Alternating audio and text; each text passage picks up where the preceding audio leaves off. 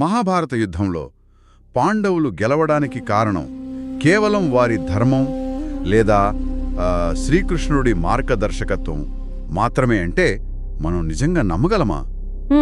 పూర్తిగా నమ్మడం కొంచెం కష్టమే అని చెప్పాలి. అవును కదా. కురుక్షేత్ర రణరంగంలో ధర్మం వెనుక అంటే దట్టమైన చీకటి అడవుల నుంచి వచ్చిన ఒక భయంకరమైన రాక్షస సైన్యం ఉందన్న నిజం బహుశా చాలామందికి తెలియదు. ఖచ్చితంగా. అసలు ఆ అదృశ్య భయంకరమైన శక్తులు లేకపోతే పాండవుల విజయం సాధ్యమయ్యేదా అన్నదొక పెద్ద ప్రశ్న. కరెక్ట్. సో ఈనాటి మన లోతైన విశ్లేషణకు స్వాగతం. ఈరోజు మన ముందున్న మూలాలు నిజంగా అద్భుతమైనవి, ఇంకా చెప్పాలంటే కొద్దిగా భయంకరమైనవి కూడా. ద్వాపరయుగంలో కామాఖ్య అరణ్యాలను ఏలిన రాక్షసరాజుల వంశక్రమం, పాండవులతో వారికి ఏర్పడిన అనూహ్యమైన బంధుత్వం, మరియు మెయిన్గా వారంతా కలియుగం రాకముందే ఎలాంటి ఆనవాలు లేకుండా ఎందుకు అంతరించిపోయారు అనే చీకటి రహస్యాలను ఈరోజు మనం డీకోడ్ చేయబోతున్నాం. ఆ అదృశ్య శక్తుల గురించి మన మూలాలు చాలా స్పష్టమైన ఆసక్తికరమైన వివరాలను అందిస్తున్నాయి. నిజమే. ప్రధాన స్రవంతి సమాజానికి, నాగరికతకు దూరంగా అడవుల్లో పెరిగిన ఒక జాతి అప్పటి రాజకీయాలను ఎలా శాసించిందో అర్థం చేసుకోవాలంటే మనం నేరుగా కామాఖ్య అరణ్యాల భౌగోళిక పరిస్థితుల గురించే మొదట మాట్లాడుకోవాలి. ఎగ్జాక్ట్లీ. ఆ భౌగోళిక పరిస్థితుల గురించే నా మొదటి ప్రశ్న.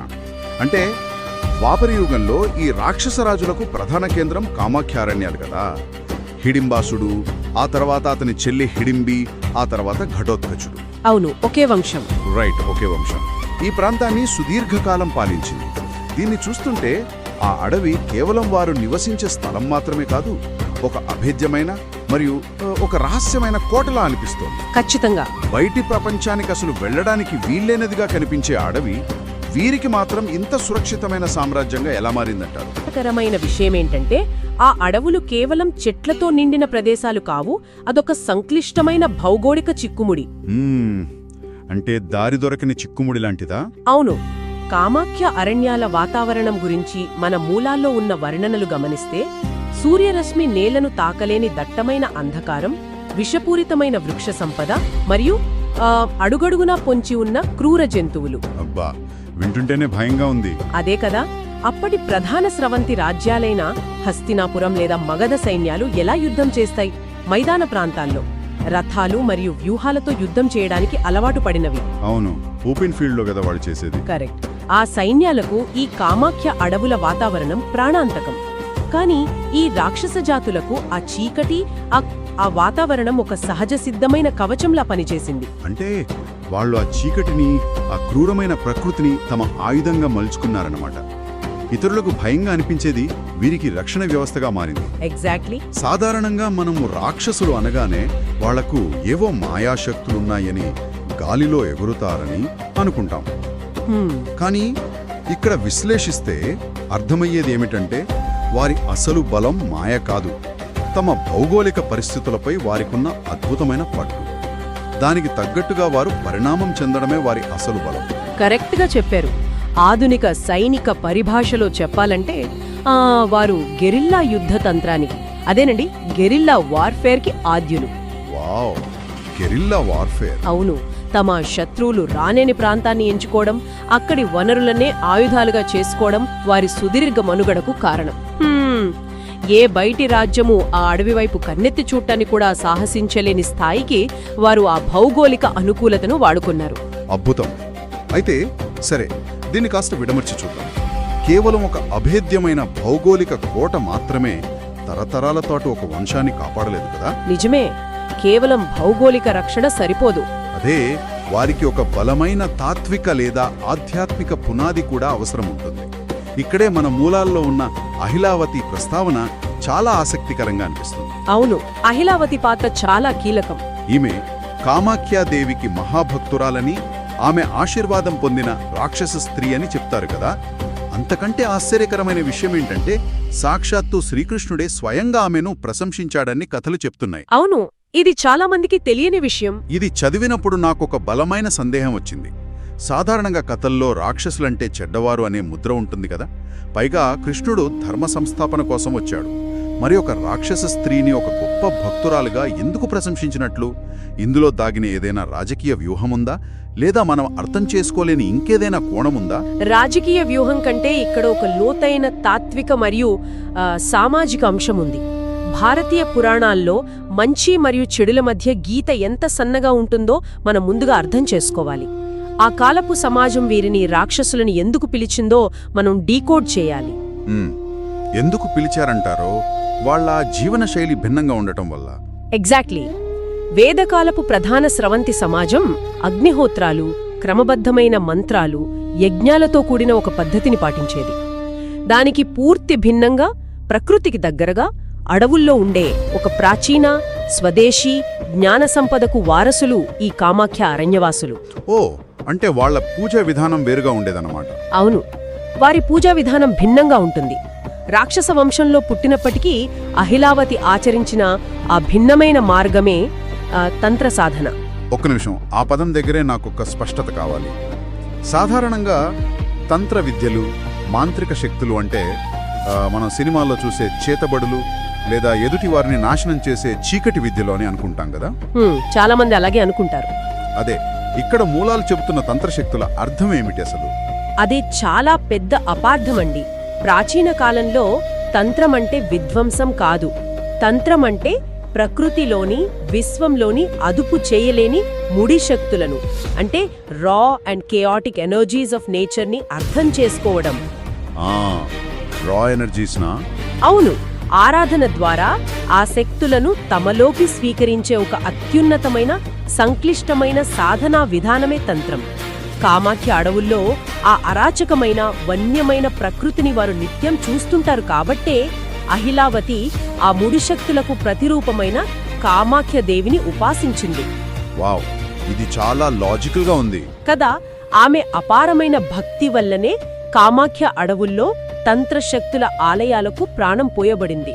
ఆమె అంకితభావం అంత గొప్పది. ఇది నిజంగా మన ఆలోచన విధానాన్నే మారుస్తుంది. అంటే ప్రధాన స్రవంతి సమాజానికి అర్థం కాని, వారు నియంత్రించలేని ఒక శక్తివంతమైన ఉపాసనా విధానాన్ని ఆచరించారు కాబట్టే వీరిని వింతగా లేదా రాక్షసులుగా ముద్ర వేశారన్నమాట. ఖచ్చితంగా. శ్రీకృష్ణుడు ఆమెను ప్రశంసించడంలో ఆంతర్యం ఇప్పుడు నాకు స్పష్టంగా అర్థమవుతోంది. కృష్ణుడు పైకి కనిపించే పద్ధతులను కాకుండా ఆరాధన వెనుక ఉన్న నిజమైన తపస్సును, ప్రకృతితో వారికున్న అనుసంధానాన్ని గుర్తించాడు కదా. అక్షరల నిజం. వేదాలు ఆకాశం వైపు చూస్తే, తంత్రం భూమి అట్టడుగు పొరల్లోకి చూస్తుంది. రెండు మార్గాలు వేరైనా లక్ష్యం ఒకటే. అబ్బా, ఎంత బాగా చెప్పారు. వేదాలు ఆకాశం వైపు చూస్తే, తంత్రం భూమి పొరల్లోకి చూస్తుంది. అవునండి. అహిలావతి కాలం నుంచే కామాఖ్య ఒక తంత్రపీఠంగా, ఒక ఆధ్యాత్మిక పవర్ హౌస్గా మారింది. ఇది వారి జాతికి భౌగోళిక రక్షణతో పాటు ఒక అద్భుతమైన మానసిక మరియు ఆధ్యాత్మిక బలాన్ని చేకూర్చింది. అద్భుతం. భౌగోళిక కోట, దానికి తోడు తంత్రవిద్యుల అండ, ఇవి రెండూ వారిని అజేయులను చేశాయి. ఇక ఇప్పుడు ఈ మొత్తం కథలో అత్యంత కీలకమైన మరియు అనూహ్యమైన ఘట్టానికొద్దాం. ఏంటది? ఈ కామాఖ్య అరణ్య రాక్షసులకు, పాండవులకు మధ్య జరిగిన అనుసంధానం. అంటే హిడింబికి పాండవ మధ్యముడైన భీముడికి మధ్య వివాహం జరగడం. ఇక్కడే అసలైన ఆసక్తికరమైన విషయం దాగి ఉంది. అవును, మహాభారతంలో ఇది చాలా ముఖ్యమైన మలుపు. మనలో చాలామందికి మహాభారతంలో ఈ వివాహం గురించి తెలిసే ఉంటుంది. కానీ దీన్ని మనం కేవలం అరణ్యవాసంలో జరిగిన ఒక చిన్న ప్రేమ కథగా లేదా ఒక ఉపకథగా మాత్రమే చూస్తుంటాం. నిజమే, చాలా మంది అలాగే అనుకుంటారు. కానీ ఒక విశాలమైన రాజకీయ, సైనిక కోణంలో చూస్తే ఇదొక వ్యూహాత్మక రాజకీయ వివాహంలా, అంటే స్ట్రాటజిక్ అలయన్స్లా అనిపిస్తోంది. ఆధునిక చరిత్రలో రెండు రాజ్యాల మధ్య జరిగే బంధం లాంటిది. ఇంకా చెప్పాలంటే ఇదొక బ్లాక్ ఆప్స్ లేదా ప్రచ్ఛన్న యుద్ధం లాంటిది అనిపిస్తోంది. ఆ బ్లాక్ ఆప్స్ పోలిక ఇక్కడ 100% సరిపోతుంది. దీన్ని మనం విస్తృత కోణంలో చూస్తే ఇది కేవలం ఇద్దరు వ్యక్తుల కలయిక మాత్రమే కాదు, అదొక అత్యంత వ్యూహాత్మకమైన మైత్రి. వ్యూహాత్మకమైన మైత్రి అంటే పాండవులకు ఒక అదృశ్య సైనిక బలం లభించినట్లా? కట్టుబడి పోరాడాలి. కానీ కౌరవుల్లాంటి ఒక మహా సామ్రాజ్యంతో గెలవాలంటే కేవలం ధర్మబద్ధమైన ఆయుధాలు మరియు నియమాలు మాత్రమే సరిపోవు కదా. అవును, ఎందుకంటే కౌరవుల సైన్యం చాలా పెద్దది. ఎగ్జాక్ట్లీ. ప్రత్యర్థిని మానసికంగా భౌతికంగా భయపెట్టే ఒక క్రూరమైన నియమాలు లేని బలం కావాలి. ఈ వైవాహిక బంధం వల్ల పాండవులకు ఆ భయంకరమైన సైనిక బలం సమకూరింది. అంటే పాండవులు నేరుగా చేయలేని కొన్ని విధ్వంసకరమైన పనులను తమ తరపున చేయడానికి ఈ రాక్షస సైన్యాన్ని ఒక ప్రైవేట్ ఆర్మీలో వాడుకున్నారా, లేదా ఒక డినయబుల్ అసెట్స్ లా వాడుకున్నారన్నమాట? అవును, అచ్చమలాగే. పాండవులు పగటిపూట ధర్మయుద్ధం చేస్తే రాత్రిపూట నియమాలను ఉల్లంఘించి శత్రు శిబిరాల్లో భయోత్పాతం సృష్టించడానికి ఈ రాక్షస బంధుత్వం వారికొక లైసెన్స్లా పనిచేసింది కదా. మహాభారత యుద్ధంలో ఘటోత్కచుడు రాత్రిపూట చేసిన విధ్వంసమే దీనికి నిదర్శనమనుకుంటా. ఖచ్చితంగా పగటిపూట యుద్ధం ముగియగానే సైనికులు విశ్రమించడం ఆనాటి నియమం. కాని రాక్షసులకు పగలు రాత్రి అనే తేడా లేదు కదా. వాళ్లకి చీకటే బలం. అవును, పైగా రాత్రి సమయంలో అడవి బిడ్డలైన వారి బలం రెట్టింపవుతుంది. కౌరవ సైన్యంపై ఘటోత్కచుడు మరియు అతని కామాఖ్య అరణ్య సైన్యం విరుచుకుపడిన తీరు సాధారణ సైనికులకు పీడకలగా మిగిలిపోయింది. అబ్బా, ఆ దాడులెలా ఉండేవో ఊహించుకుంటేనే భయంగా ఉంది. మాయాజాలాలు, ఆకాశం నుంచి అదృశ్యంగా చేసే దాడులు, ప్రకృతి శక్తులను ఆయుధాలుగా వాడటం, ఇవన్నీ పాండవులకు ఒక అద్భుతమైన వ్యూహాత్మక ప్రయోజనాన్ని చేకూర్చాయి. కురుక్షేత్రంలో పాండవుల విజయానికి ఆ రాక్షస బలం ఒక సైలెంట్ వెపన్గా పనిచేసింది. ఎక్సలెంట్. కానీ ఇక్కడే నాకు పెద్ద చిక్కుముడి కనిపిస్తోంది. ఒకసారి దీన్ని లాజికల్గా ఆలోచిద్దాం. చెప్పండి. ఒకవైపు వారి సొంత ప్రాంతమైన అభేద్యమైన కామాఖ్య అరణ్యం ఉంది. అహిలావతి ఆశీస్సులతో సంక్రమించిన ప్రకృతి శక్తులను వశం చేసుకున్న తంత్ర విద్యలున్నాయి. వీటన్నింటికీ తోడు కురుక్షేత్రం తర్వాత భారత ఉపఖండాన్ని ఏలిన పాండవుల్లాంటి అత్యంత శక్తివంతమైన చక్రవర్తులతో బంధుత్వం ఉంది. ఇంతటి అపారమైన బలం, అధికారుల మద్దతు, సురక్షితమైన స్థావరం ఉన్న ఒక మహాసామ్రాజ్యం కలియుగం నాటికి ఎందుకు పూర్తిగా తుడిచిపెట్టుకుపోయింది? ఇదొక చాలా ముఖ్యమైన ప్రశ్న. అవును కదా. అంతటి శక్తులు ఉండి కూడా ద్వాపర యుగం ముగిసే సమయానికే ఏ ఆనవాలు లేకుండా వారు ఎలా మాయమయ్యారు? మన మూలాలు దీనికంతటికీ కారణం కృష్ణమాయ అని చెప్తున్నాయి. అసలు ఈ మాయ వెనుక ఉన్న అసలు మెకానిజం ఏమిటి? ఇదంతా చూస్తుంటే మనకు అర్థమయ్యేదేమిటి? కృష్ణమాయ అనే పదాన్ని వినగానే చాలామంది ఏదో మంత్రం వేసి వారిని మాయం చేశారని అనుకుంటారు. కానీ అది అలా జరగలేదు. ఈ రహస్యం అర్థం కావాలంటే మనం మళ్లీ కురుక్షేత్ర యుద్ధభూమిలోని అత్యంత సంక్లిష్టమైన ఘట్టానికి వెళ్ళాలి. అంటే ఏ ఘట్టం? కౌరవ సైన్యంలోని కర్ణుడి దగ్గరకు. కర్ణుడి దగ్గర దేవేంద్రుడిచ్చిన వాసవీ శక్తి అనే ఒక అద్భుతమైన తిరుగులేని అస్త్రం ఉంది. అది ఎవరిపై ప్రయోగిస్తే వారు మరణించడం తథ్యం. ఆ అస్త్రానికి ఎదురులేదు. అవును, ఆ అస్త్రం గురించి విన్నాను. కర్ణుడు ఆ అస్త్రాన్ని ఎవరికోసం దాచిపెట్టాడు? తన బద్ధశత్రువైన అర్జునుణ్ణి చంపడం కోసం అత్యంత భద్రంగా దాచిపెట్టాడు. ఓ, ఆ అస్త్రం బనక అర్జునుడిపై ప్రయోగిస్తే పాండవుల ఓటమి ఖాయం. అంటే అర్జునుణ్ణి రక్షించడానికి కృష్ణుడొక అత్యంత వ్యూహాత్మకమైన ఎత్తుగడ వేశాడనమాట. ఘటోత్కచుడిని బలిపశువును చేశాడా? అది పైకి కల్పించే చిత్రం మాత్రమే. రాత్రిపూట ఘటోత్కచుడు కౌరవ సైన్యాన్ని నాశనం చేస్తున్నప్పుడు అతన్ని ఆపడం ఎవరి వల్లా కాలేదు. అప్పుడు కౌరవ సైన్యాన్ని రక్షించుకోవడానికి దుర్యోధనుడి ఒత్తిడి మేరకు కర్ణుడు వేరే దారి లేక ఆ అర్జునుడి కోసం దాచిన ఆ శక్తి అస్త్రాన్ని ఘటోత్కచుడిపైకి ప్రయోగించాడు. అంటే అస్త్రం వృధా అయిపోయింది. అవును, ఘటోత్కచుడు మరణించాడు. అర్జునుడి ప్రాణగండం తప్పింది. పాండవులు ఏడ్చారు కాని కృష్ణుడు మాత్రం చిరునవ్వు నవ్వాడు. ఎందుకు నవ్వాడు?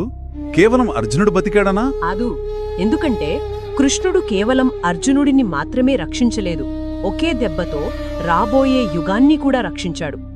దీని వెనుక ఉన్న అసలు మెకానిజం మనమొక విశ్వ పునరుద్ధరణ ప్రక్రియలాగా, అంటే ఒక కాస్మిక్ రీసెట్ బటన్ లాగా అభివర్ణించవచ్చు. వెయిట్, కాస్మిక్ రీసెట్ బటనా? అంటే యుగాల మార్పుకు ఈ రాక్షస వంశాల నిర్మూలనకు సంబంధం ఉందంటారా? దీన్ని కొంచెం వివరంగా చెప్పండి. చెప్తాను. ద్వాపర యుగం ముగింపు దశకు చేరుకుంది కదా. ఆ తర్వాత రాబోయేది కలియుగం. కలియుగంలో మానవుల భౌతిక, మానసిక శక్తులు అత్యంత పరిమితంగా ఉంటాయని పురాణాలు చెబుతున్నాయి. అవును, మనం చాలా బలహీనులమని కదా అర్థం. ఎగ్జాక్ట్లీ. అలాంటి పరిమిత శక్తులు కలిగిన సాధారణ మానవులు జీవించే యుగంలో ఈ అపారమైన ముడిశక్తులను నియంత్రించగల తంత్రవిద్యులు తెలిసిన రాక్షస వంశాలు గనక అలాగే ఉంటే ఏమవుతుంది ఆలోచించండి. ఓ మై గాడ్, అది చాలా ప్రమాదకరం. కలియుగంలో సాధారణ మానవులకు ఈ అపరిమితమైన రాక్షస శక్తులకు మధ్య ఏమాత్రం పొంతనుండదు. సమతుల్యత పూర్తిగా దెబ్బతింటుంది. ఖచ్చితంగా దెబ్బతింటుంది. మానవులు వారి ముందు కనీసం నిలబడలేరు. ఒకవేళ వారు ఉంటే కలియుగంలో మానవ మనుగడే ప్రశ్నార్థకమవుతుంది కదా. ఖచ్చితంగా. రాబోయే యుగపు వ్యవస్థ దెబ్బతినకూడదనే ఒక ముందు చూపుతోనే ఒక మహాప్రణాళికలో భాగంగా కృష్ణుడు ఆ భయంకర శక్తులన్నీ ద్వాపరయుగంతో పాటే అంతమయ్యేలా చేశాడు. అంటే ఒకే దెబ్బకు 2 పిట్టలన్నమాట. అవును. ఘటోత్కచుడిని ఉసిగొల్పి కర్ణుడి అస్త్రాన్ని నిర్వీర్యం చేయడం ద్వారా ఒకే వ్యూహంలో 2 లక్ష్యాలను సాధించాడు. ధర్మపక్షాన నిలబడిన అర్జునుడి రక్షణ ఒకటైతే, భవిష్యత్తు యుగాల కోసం ఒక ప్రమాదకరమైన, నియంత్రించలేని జాతిని వారి తంత్రశక్తులతో సహా ప్రక్షాళన చేయడం మరొకటి. అబ్బా, ఎంతటి స్ట్రాటజీ కదా. తమకు అండగా నిలిచిన రాక్షస వంశాలను సైతం భవిష్యత్తు సమతుల్యత కోసం కృష్ణుడు వ్యూహాత్మకంగా అంతం చేశాడు. ఆ నిష్కరుణమైన, అనివార్యమైన కాల ప్రక్షాళననే ఇక్కడ మన మూలాలు కృష్ణమాయ అని పిలుస్తున్నాయి. ఇది నిజంగా ఒక ముఖ్యమైన ప్రశ్నను లేవనెత్తుతుంది. ఇది నిజంగా అద్భుతమైన మరియు చేదు వాస్తవంతో కూడిన విశ్లేషణ. మనం ఎక్కడ ప్రారంభించామో ఒక్కసారి గుర్తు చేసుకుంటే, కామాఖ్య అరణ్యాలలో ఒక భౌగోళిక కోటను నిర్మించుకొని వెలుతురు లేని చీకటిలో ఒక సామ్రాజ్యాన్ని నిర్మించిన అనామక వీరుల గురించి మాట్లాడుకున్నాం. అవును.